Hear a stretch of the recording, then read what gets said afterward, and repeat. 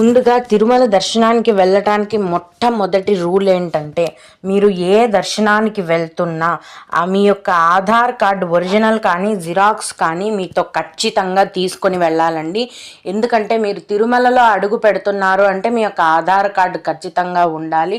అక్కడ టికెట్స్ కావాలన్నా, రూమ్స్ తీసుకోవాలన్నా, ఫ్రీ లాకర్స్, లగేజ్ పెట్టుకునే లాకర్స్ తీసుకోవాలన్నా కూడా మీకు ఖచ్చితంగా ఆధార్ కార్డు అనేది అడుగుతారు.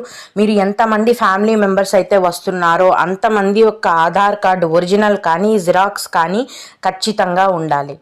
రెండవ రూల్ ఏంటంటే, మీకు తిరుమల కొండపైకి మీరు వెళ్ళేటప్పుడు కింద ఘాట్ రోడ్, అలిపిరి ఘాట్ రోడ్ స్టార్టింగ్లోనే అలిపిరి చెక్ పాయింట్ ఉంటుందండి.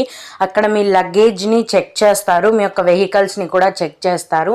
ప్లాస్టిక్ అనేది కొండపైన పూర్తిగా బ్యాన్ చేయడం జరిగింది. అంటే ప్లాస్టిక్ కవర్స్ కానీ వాటర్ బాటిల్స్ కానీ అలౌ చేయరు. లగేజ్ నుంచి